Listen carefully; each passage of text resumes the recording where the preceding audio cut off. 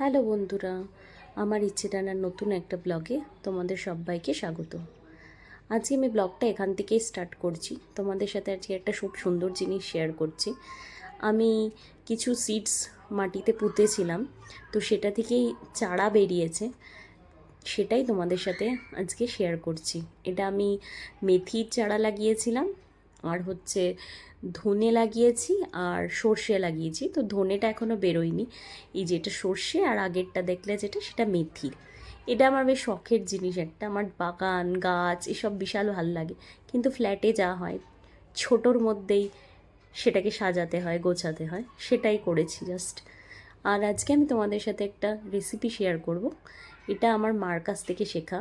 কফির যে আমরা ডাঁটিগুলো ফেলে দিই, সেই ডাঁটিগুলোকে ফেলে না দিয়ে কিভাবে ইউজ করে আমরা একটা সুন্দর তরকারি বানাতে পারি, সেটাই তোমাদের সাথে শেয়ার করছি।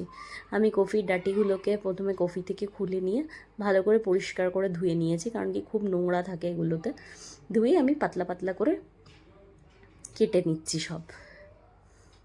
কেটে নিয়ে আরেকবার ভালো করে জল দিয়ে ধুয়ে নেবে। দেখো আমি সব পাতলা পাতলা করে কাটছি, এর থেকেও ছোটো করে কাটতে পারো। এটা অ্যাকচুয়ালি একটু মিক্স ভেজ টাইপের হবে। এই দেখো, এর সাথে আমি কফিও কেটেছি ছোটো ছোটো ছোটো ছোটো করে, আর তার সাথে আরও কিছু সবজি, যেমন সিম আছে, কুমড়ো, এটা হচ্ছে তোমার ঝিঙে। আমি যেহেতু পটেটোটা অ্যাভয়েড করি তাই পটেটো দিইনি, তোমরা চাইলে দিতেও পারো। আরও যা যা ইচ্ছে হয় সবজি দিতে পারো। আর তার সাথে একটা বাটির মধ্যে 2 রকমের সর্ষে একটু জল দিয়ে ভিজিয়ে রেখে দিয়েছি। এইবারে যা হয়, কড়াইতে একটু জল দিয়ে ওর মধ্যে এই কফির ডাঁটি আর কফিগুলোকে একটু নুন দিয়ে দেব, দিয়ে ভাপিয়ে নেব। তাই জন্য কড়াইয়ের মধ্যে জল আর নুন দিয়ে কফির ডাঁটিগুলো দিয়ে এবার আমি একটা চাপা ঢাকা দিয়ে দেব। প্রায় 5-7 মিনিট মতো একটুখানি হলে তারপর ওটাকে জল ঝরিয়ে নামিয়ে নেব। আর এদিকে আমার সবজিগুলো ধুয়ে আমি রেডি করে নিয়েছি। দেখো, দুটো জিনিস রেডি হয়ে গেছে।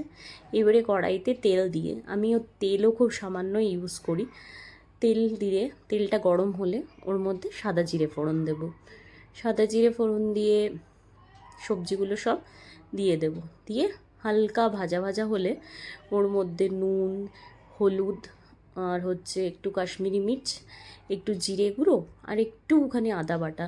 এবার আমি জিরে গুঁড়োটা আজকে অ্যাভয়েড করেছি, তোমরা চাইলে দিতে পারো, জিরে গুঁড়ো দেওয়াই যায়।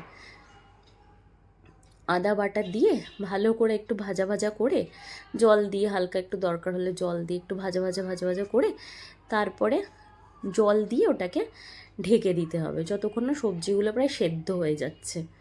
দেখো আমি এখানে হলুদ দিচ্ছি। এটাই কফির এই লেফট ওভার যেগুলো আমরা ফেলে দিই, যে ডাটি ফাটিগুলো, বেশ সুন্দর লাগে। এটা দিয়ে বানিয়ে তোমরা একবার ট্রাই করে দেখো, গরম গরম ভাতের সাথে এটা দিয়ে খেতে দারুণ লাগে।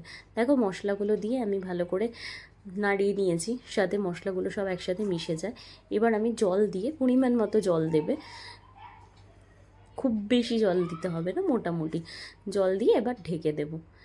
এরপরের যে কাজটা সেটা হচ্ছে এই যে আমি সর্ষে নিয়েছিলাম, সর্ষেটাকে ভালো করে বেটে নেব মিক্সিতে। বেটে নিয়ে আমি ছেঁকে নিয়েছি।